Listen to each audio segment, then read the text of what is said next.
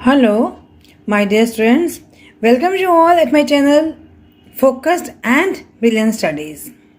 आज की मेरी वीडियो एक बार फिर 12th क्लास के स्टूडेंट्स के साथ में है। हमारा टॉपिक फाइनेंशियल मैनेजमेंट, जिसमें हमने पार्ट 1 से आज हम शुरू करने जा रहे हैं। टॉपिक बच्चों को बड़ा अक्सर मुश्किल लगता है, but I have made it very easy in easiest steps. you will be able to learn all the points. Okay, तो आज की मेरी वीडियो में हम लोग करेंगे बेटा बिजनेस फाइनेंस क्या होता है, फाइनेंशियल मैनेजमेंट का कंसेप्ट क्या है, डेफिनेशन क्या है और डिसीजंस जो लेने हैं in the financial management, investment, financing and dividend. आज तो हम ब्रीफ में करेंगे, फिर डिटेल में इन डिसीजंस को हम वन बाय वन लेते जाएंगे अगले पार्ट्स में। Now let's start with the content financial management. चलिए बेटा शुरू करते हैं हम अपने पहले बेसिस से। बेसिक मेरा क्या कहता है कि हमें मालूम है 5 M's कौन कौन से होते हैं: मैन, मटेरियल, मशीन, मनी और मेथड। मैन को देनी है वेजेस वगैरह, मटेरियल भी परचेज करना है, मैन को सैलरी देनी है, बोनस देना है, वेजेस देने हैं, इंसेंटिव्स देने हैं, फाइनेंशियल मटेरियल भी खरीद के लाना है, मशीनें भी चाहिए हमको, और मेथड्स भी, टेक्निक्स भी हमें अपनी बदलनी बार बार पड़ती हैं। We have to upgrade our sales. But money नहीं है, फंड्स नहीं है, फाइनेंस नहीं है, पैसा ही नहीं है, तो क्या करें? कैसे सैलरी देंगे, कैसे कच्चा माल लेकर आएँ, कैसे मशीनें खरीदेंगे हम लोग, कैसे हम मेथड्स को अडॉप्ट करेंगे? Without money nothing is possible, nothing is possible. तो ये फाइनेंस इतना ज़रूरी है। Finance is the life blood of the business. All business activities can't go through without finance. Business को एस्टेब्लिश करना है तो पैसा चाहिए, बिजनेस को मॉडर्नाइज करना है तो पैसा चाहिए, एक्सपेंड करना है, ग्रोथ करनी है, डेवलप करना है, we want the money. Day to day खर्चे करने हैं, wages, salary, bill, we want money, we want finance. Fix assets लेनी है, मशीनरी लेनी है, फर्नीचर लेना है बिल्डिंग के लिए, ऑफिस के लिए, वी वांट मनी। भाई सर्वाइवल और ग्रोथ कितना पैसा चाहिए? Adequate money, at least we can survive, साथ में ग्रोथ भी हमारी होती रहे बिजनेस की, इसको हम एक्सपेंड भी करते रहें। So we require the manager requires the adequate amount of finance. तो पता लगा आपको कि ऑल बिजनेस एक्टिविटीज़ के लिए हमको we require the money, finance या फिर फंड्स। तो man, material, machine, money, method में से मनी कितना इंपॉर्टेंट हुआ। तो अब इसको हमने करना है मैनेज, इसको हमने करना है मैनेज। तभी तो हमें इस फाइनेंस का करना पड़ रहा है मैनेजमेंट। अब आप बोलोगे मैम मैनेजमेंट तो हम पूरा पढ़ के आ चुके पार्ट ए में, planning, organising, staffing, directing, controlling करके आए ना अभी आप लोग फंक्शंस ऑफ मैनेजमेंट में। तो अब ये फाइनेंशियल के जुड़ गए हाथ में। अब एक और नई चीज़ पढ़नी पड़ रही है, फाइनेंशियल मैनेजमेंट। पहले हम पढ़ के आए मार्केटिंग मैनेजमेंट, राइट। अब ठीक है, कोई बात नहीं, मैनेजमेंट तो वही है ना जो आप सीख के आए हो। प्लानिंग, ऑर्गेनाइजिंग, स्टाफिंग में हटाती हूँ यहाँ पे, डायरेक्टिंग, कंट्रोलिंग, मैनेजमेंट तो वही कहता है ना। तो मैंने बोला आपको प्लानिंग, ऑर्गेनाइजिंग, डायरेक्टिंग, कंट्रोलिंग क्या? Financial activities of the business. Planning, organising, directing, controlling financial activities of an organisation is called the financial management. अरे डेफिनेशन तो आप ही ने निकाल दी, अभी हो गई याद है कि डेफिनेशन? प्लानिंग, ऑर्गेनाइजिंग, मैनेजमेंट पढ़ के आए हो। प्लानिंग, ऑर्गेनाइजिंग, स्टाफिंग छोड़ दो यहाँ पर, कि वो तो ह्यूमन रिसोर्स से रिलेटेड होता है। प्लानिंग, ऑर्गेनाइजिंग, डायरेक्टिंग, कंट्रोलिंग, किसको हमने करना है प्लान, किसका हम ऑर्गेनाइज करें, किसको हम डायरेक्शन दें, किसका कंट्रोल करें? All the financial activities of an organisation is called the financial management. Right, एक डेफिनेशन तो आपने खुद ही निकाल दी, मैनेजमेंट को पढ़ के आने से निकाल दी आप लोगों ने. चलो आगे बढ़ते हैं. अब मैं बार बार बोला भी आपको, मनी, फंड्स, फाइनेंस बहुत ज़रूरी है भाई हमारे लिए. तो इस फंड्स का flow of funds, in funds को हम कहाँ से प्रोक्योरमेंट करें, कहाँ से इकट्ठा करें. इन फंड्स को मान लो मुझे फंड्स मिल भी गए, मैंने प्रोक्योर भी कर लिए, उनको मुझे अब इन्वेस्ट करना है. अब उस इन्वेस्टमेंट पे मुझे होती है अर्निंग्स. अर्निंग्स को मैं करती हूँ डिस्ट्रीब्यूट टू द ओनर. जिसने पैसा लगाया उसकी इन्वेस्टमेंट पे, उसकी जो उसने पैसा कमाया उसको हम डिस्ट्रीब्यूट भी तो करेंगे. अरे ये तो मेरी एक और डेफिनेशन बन के आ गई. फ्लो ऑफ फंड्स, हमें क्या करना है, मैनेजमेंट करना है. Management of the flow of funds and its procurement and investment. This is the investment of funds, procurement of funds, investment of funds and its distribution of earnings to the owners is called the financial management. ये तो आपने खुद ही definition निकाल दी मेरे funds को पकड़ते पकड़ते ही. फ्लो ऑफ फंड्स, मैनेजमेंट करना है ना हमने उसका. Management of flow of funds and its procurement of funds, investment of funds and distribution of earnings to the owners is called the financial management. हो गया कंसेप्ट क्लियर, डेफिनेशन क्लियर हो गई. मान लो मैंने आपको पूरी ये बता दी, मैंने आपको डेफिनेशन बता दी. मैं पूछूंगी किसकी डेफिनेशन है, आप बोलोगे मैम ये तो फाइनेंशियल मैनेजमेंट की डेफिनेशन है. राइट, अब हम करते हैं, हमें फंड्स कहाँ से मिले, कितना चाहिए. हमें फंड्स चाहिए ऑप्टिमल, एडिक्वेट. कहाँ से लोगे, उन सोर्सेज को आइडेंटिफाई करो, कहाँ कहाँ से आप फंड्स ले सकते हो. उनकी कॉस्ट और रिस्क को कंपेयर करो. भी जितने भी सोर्सेज हैं ना, इनको आपने आइडेंटिफाई किया है, जहाँ जहाँ से आपका फंड्स प्रोक्योर हो सकता है, उनकी कॉस्ट, हर सोर्स की कॉस्ट और रिस्क को आपस में कंपेयर करो. उसके बाद अपना इन्वेस्टमेंट करो कि मालूम होना चाहिए आपका return should be always more than the cost. Right, तो फाइनेंशियल मैनेजमेंट क्या बोलती है भाई, हमारा कॉस्ट कम होना चाहिए, रिस्क कंट्रोल हो उसके ऊपर, और रिटर्न्स हमारे बढ़ने चाहिए.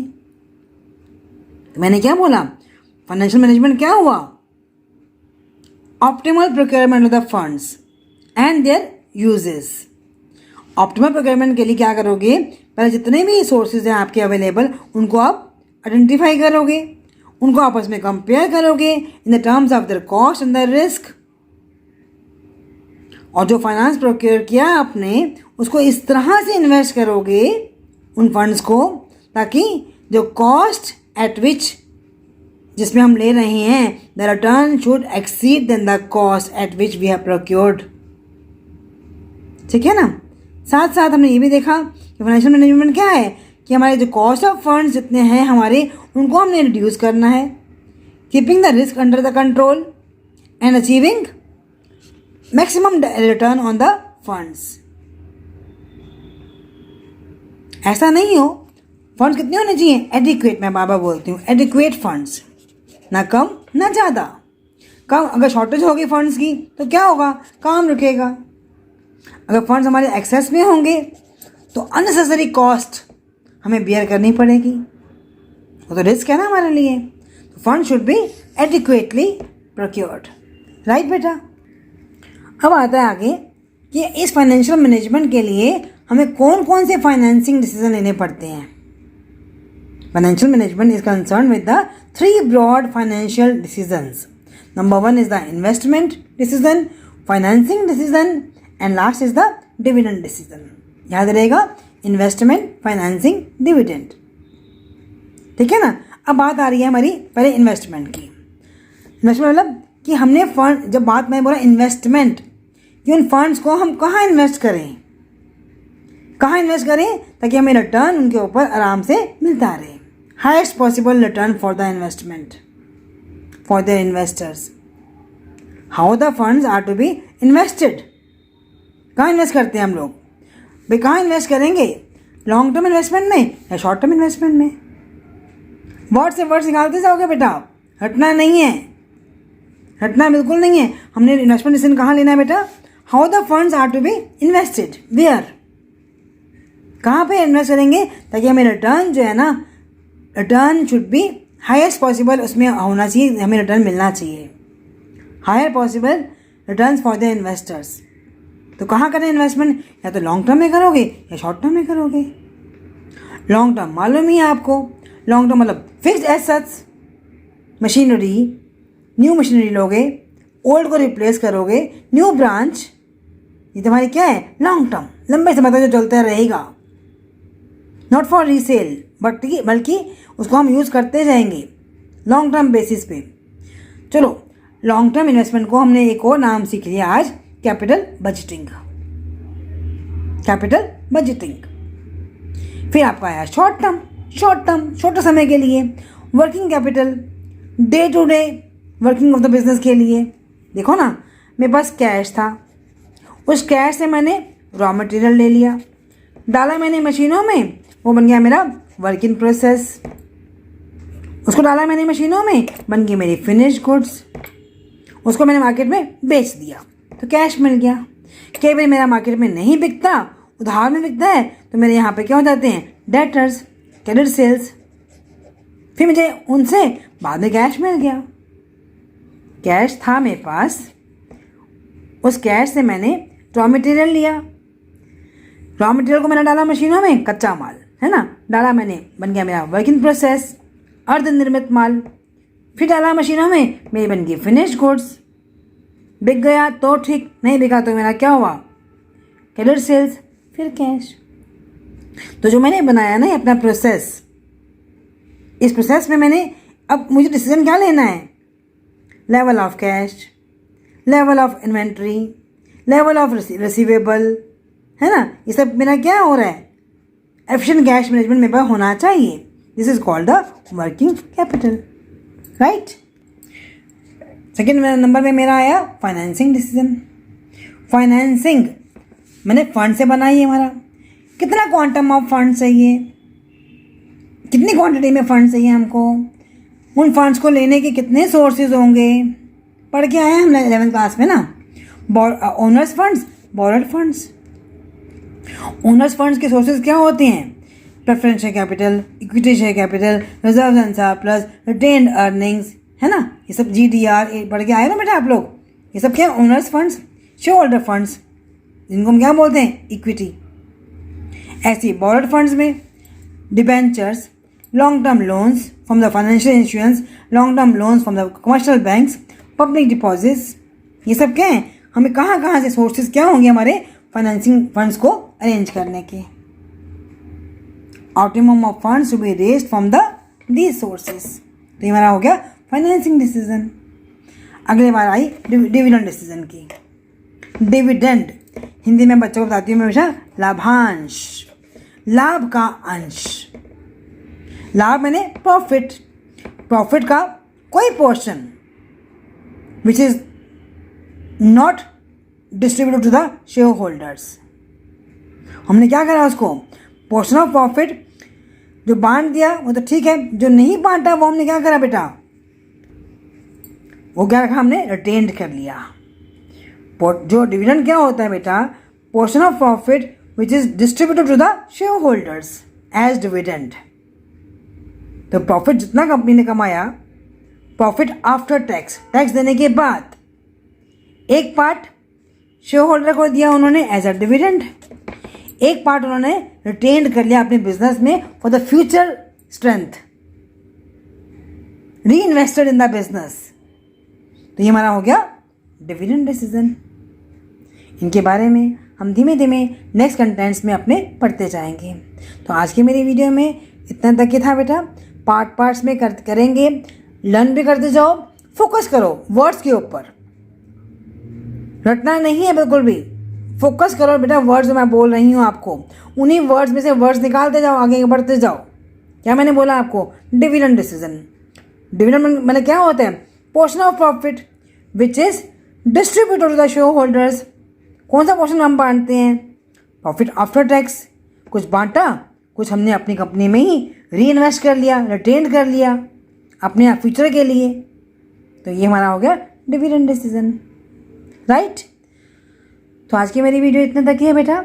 नेक्स्ट वीडियो में हम लेके आएंगे objectives of management, financial management और रोल ऑफ फाइनेंशियल मैनेजमेंट। आगे धीमे धीमे पार्ट बाय पार्ट बढ़ेंगे ताकि इतना करके आप लोग याद भी करते जाओ, फोकस करो। Okay, thank you and till then good bye.